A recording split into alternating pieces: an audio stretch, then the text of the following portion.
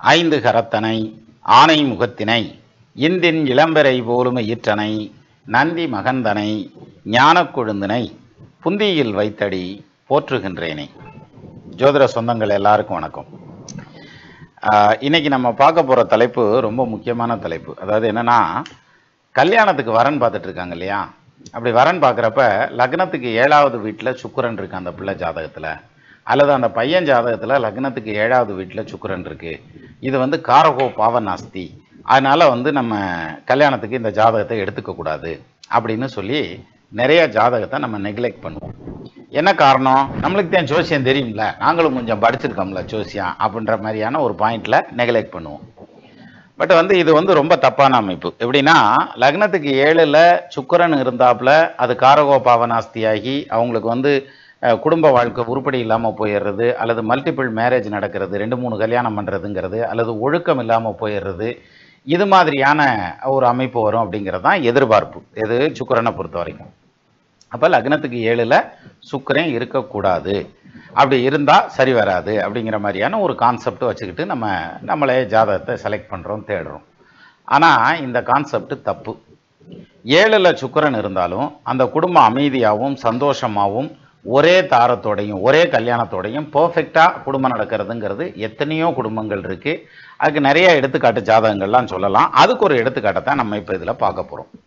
இப்போ பார்த்தீங்கன்னா, 7ல் நிற்கிற சுக்கிரன் கடுமையான சுக்கிரன் அப்படின்னு சொல்லுவாங்க இல்லையா? ஆனால் அந்த காரகோ பாவநாஸ்தி எல்லாத்துக்கும் வேலை செய்யாது. அதாவது சுக்கிரன் ரிஷபத்தில் இருக்கார், துலாத்தில் இருக்கார், மீனத்தில் இருக்கார். இந்த 3 வீட்டில் எதுலையாவது ஒன்றில் உட்காந்துருக்கார். அது அந்த ஜாதகத்துக்கு 7ஆம் இடமா வருது. இப்போ இந்த காரகோ பாவநாஸ்தி வேலை செய்யுமா அப்படின்னா வேலை செய்யாது. சரியா? இப்போ ஒரு பாயிண்ட் கிளியர் ஆயிருக்கும். இன்னொன்று, இந்த 3 ராசியை தவிர வேற ராசியில் சுக்கிரன் இருந்தாலும் எல்லா ஜாதகத்துக்கும் காரகோ பாவநாஸ்தி வேலை செய்யாது. என்ன காரணம்? காலகாலத்தில் அந்த தசை வரணும். கல்யாணம் ஆகி ஒரு 6 மாசத்துல, ஒரு 2 மாசத்துல, ஒரு 2 வருஷத்துல, 3 வருஷத்துல, ஒரு 5 வருஷத்துக்குள்ள கூட வைங்க. அப்போ தசை வந்தது அப்படின்னா அது யோசிக்க வேண்டிய பிரச்சனை. அப்போ காரகோ பாவநாஸ்தி வேலை செய்யலாம். 7ல் சுக்கிரன் இருக்காரு, 80 வயசு வரைக்கும் சுக்கிர தசையே கிடையாது, அல்லது 10 வயசுலேயே சுக்கிர தசை முடிஞ்சு வச்சு அப்படின்னா அப்பவும் அந்த சுக்கிரன் வேலை செய்ய மாட்டார், காரகோ பாவநாஸ்தி வேலை செய்யாது. நம்ம வாட்டுக்க கண்ணை மூடிக்கிட்டு அதெல்லாம் முடியாது, நான் காரகோ பாவநாஸ்தினா நாஸ்தி தான் அப்படின்னு சொல்லிட்டு ஜாதகத்தை நெக்லெக்ட் பண்ணோம்னா அருமையான ஜாதகங்களை தட்டி விட்டுருவோம் நம்மளே. அப்போ நமக்கு அமைய வேண்டிய ஜாதகமும் சேர்ந்து தள்ளிக்கிட்டே போயிடும். இதுலேயும் கல்யாணங்க டிலே ஆகிறதுக்கு வாய்ப்பு உண்டு. சரி, இதை நம்ம ஒரு சின்ன எடுத்துக்காட்டு வச்சு பார்த்துருவோம். டக்குன்னு பார்த்துடலாம், ஒன்றும் பிரச்சனை இல்லை. அதாவது 1961ஆம் ஆண்டு மே மாதம் 7ஆம் தேதி 4:30க்கு திண்டுக்கல்ல பிறந்ததுன்னு வச்சுக்கோங்க. இப்படி ஒரு ஜாதகம். இந்த ஜாதகத்துக்கு லக்னம் கன்னியா லக்னம், 7ஆம் இடத்துல சுக்கிரன் உச்சம். ரைட்டா? சரி, இப்போ இந்த சுக்கிரன் காரகோ பாவநாஸ்தியை வேலை செய்வாரா அப்படின்னா கண்டிப்பாக செய்ய மாட்டார்.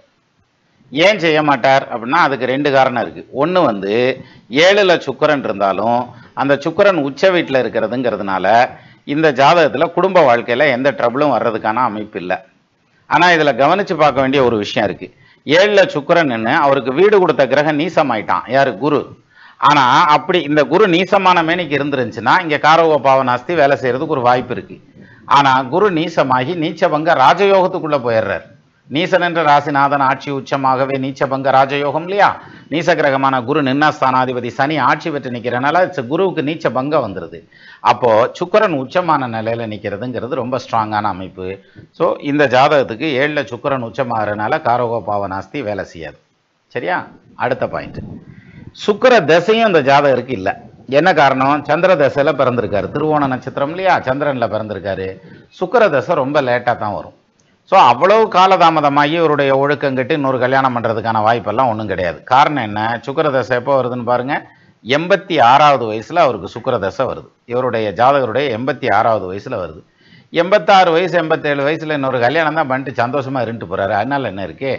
அதனால் இந்த 7ல் நிற்கிற சுக்கிரன் உச்ச வீட்டில் இருக்கிறார். அவர் ஒரிஜினல் உச்சத்தில் இருக்கார்.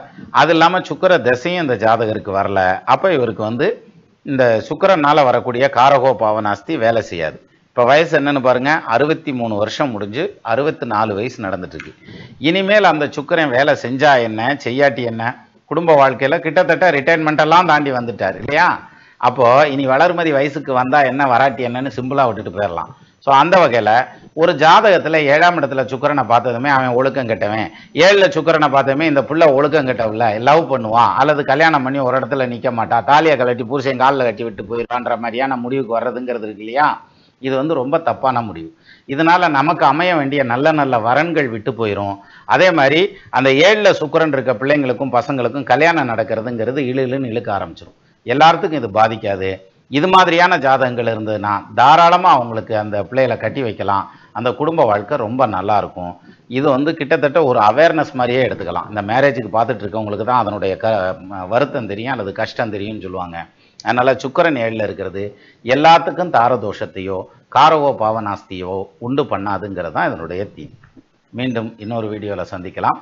நமது நண்பர்கள் ஆள் போல் தழைதழைத்து அருகது போல் வேரூன்றி மூங்கில் போல் கிளை கிளைத்து முதியாமல் வாழ்ந்திருக்க வாழ்கவென வாழ்த்தி அமைகிறேன். வணக்கம்.